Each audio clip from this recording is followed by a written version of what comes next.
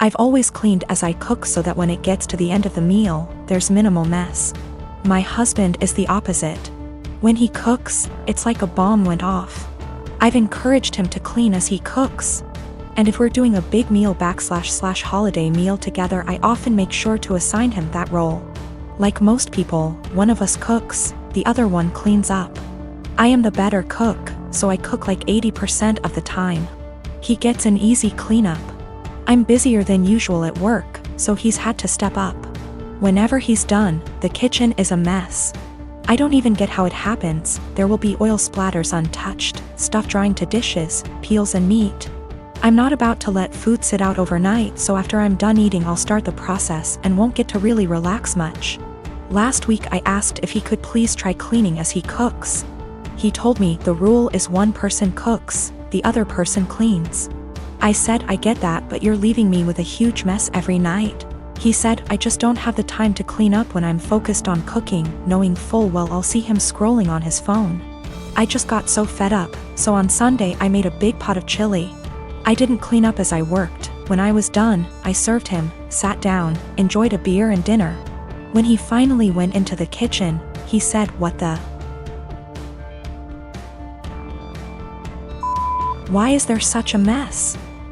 I said that I was too busy paying attention to the chili to clean up. I started to get ready for bed. He was like, "You're just going to leave this here?" And I said yes. He said he would have to wake up extra early to clean up and that he had to be at work earlier than usual, and was supposed to play a game with his friends later that night, so could I just clean up? I said no, I cooked, so he has to clean. 2 days later he's still pissy with me because he ended up not being able to game and told me that he didn't get enough sleep, and was exhausted at work. Not to be too snarky, but it's not like he's a surgeon, because I had to prove a point to him. I told him that nothing else seemed to get his attention, and I feel pretty justified. He told me I was being a smug asshole about it and it was childish. We don't have a dishwasher, there's no room for one, so everything has to be done by hand.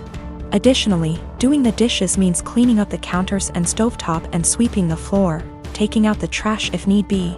When I make chili, it's a process starting // dried chilies that I toast, soak, seed, pulverize, etc. Then there's cooking the dried beans, then there's the onions and garlic and the peels, any other veggies, seeding tomato, cans of tomato, grinding the spices, etc. Then there's grating cheese for the top, etc. It definitely left a ton of dishes and other stuff behind. So another thing that comes up is whoever cooks also cleans, but since I cook most of the time, I just don't see that as being also fair to me. I'll end up spending almost every single day after work. I've been ending work at 6 or 7 some days lately, cooking and cleaning. If I had him cook more I would definitely start to gain weight and then we'd have another issue altogether. I am a 19-year-old female. I have an estranged grandpa more or less. He's my dad's father, but my dad hardly had a relationship with him. I have 2 other siblings, one younger and one older.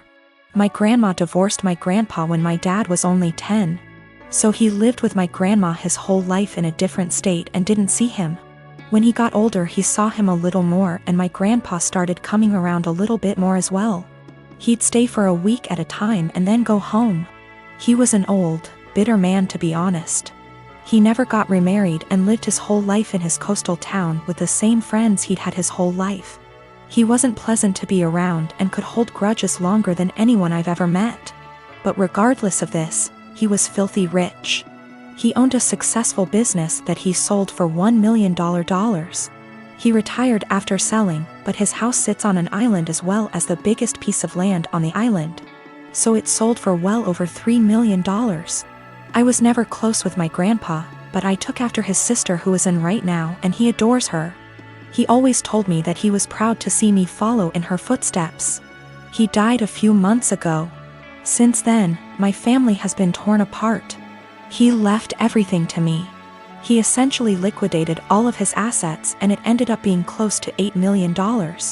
I was shocked. I didn't and still don't know what to do with the money, but I'm going to save it. My dad and stepmom as well as my siblings are hounding me to split the money with them. I just can't do it. My dad is an alcoholic who never said anything nice about his dad. Despite him being bitter, my grandpa actually bought my dad a $300,000 house. My dad would 100% drink away any money given to him. As far as my siblings, my brother has full financial support from my grandma as he is the favorite and he's very wasteful and ungrateful. He never talks to me and always is very mean to me when he does. My little sister is the only person I've actually considered. She's very young and that's really the only thing stopping me. Her mom is money-oriented and would take the money from her.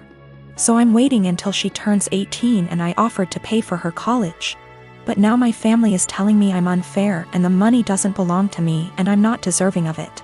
That I'm too young and I'll waste it on cars and clothes. I don't agree and now they're all threatening to cut me off and never speak to me. Or even sue me if I don't give them all a chunk of the money.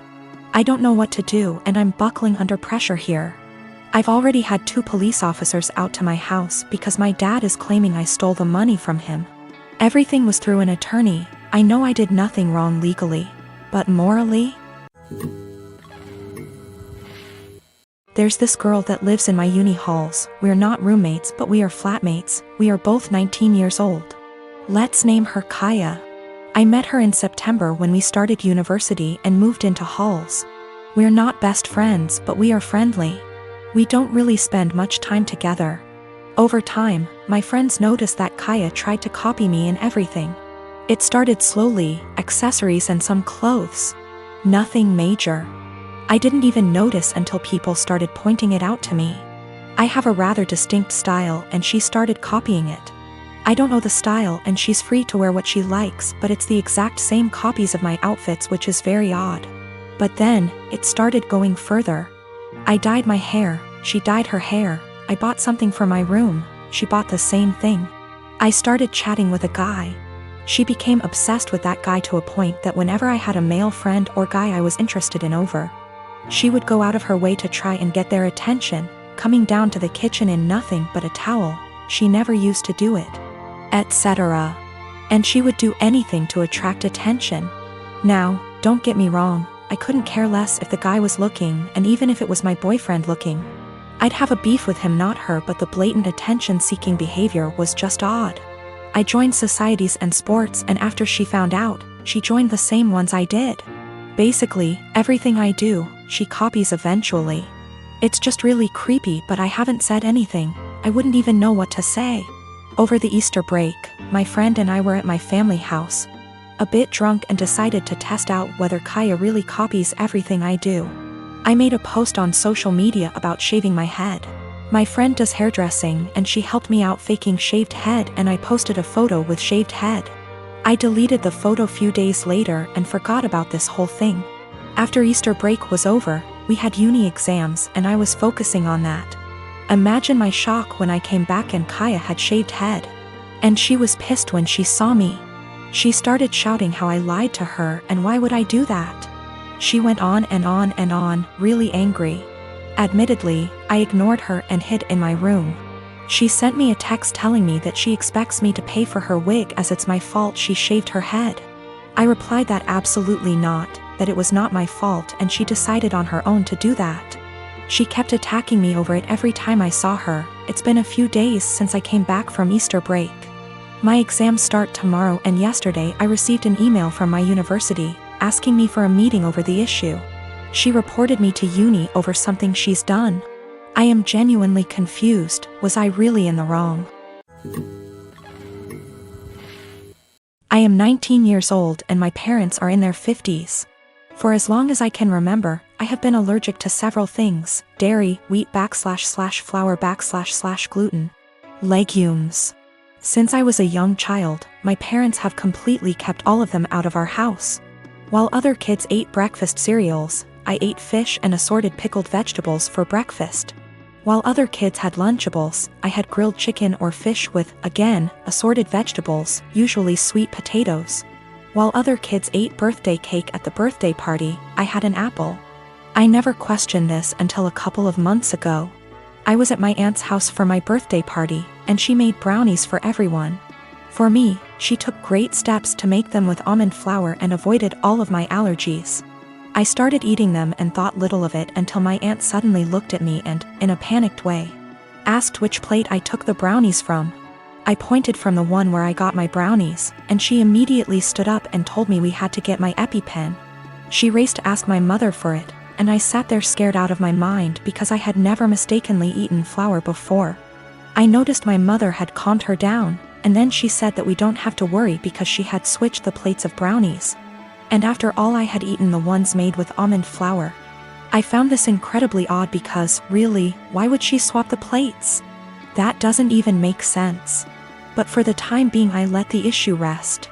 It didn't sit well with me for about a week, and I finally went to get an allergy test. The doctor started with a skin prick test, and lo and behold, I didn't react to any of the above substances. Then he ordered a blood test, and when the results came in, they said that I had absolutely no intolerance to any of the foods I'm supposed to be allergic to. I was furious and called my mother. She eventually admitted that she lied to me because she wanted me to be on a Paleolithic diet and wanted me to be able to avoid all temptations. She raised me with a lie about her own health, but she keeps insisting that I try to see it from her perspective. She spams my phone with messages about how healthy I am, that I never had acne, that I have been in great shape my whole life, that I have strong teeth and bones, and even that I got onto a D1 college tennis team. She has started calling me ungrateful for her intervention and insisting that I really should be glad I never got carb addicted. I don't know what to think. I carried around an EpiPen for all those years, one that I suspect may be fake, seeing as my mother never got me to replace it. And I don't even know anymore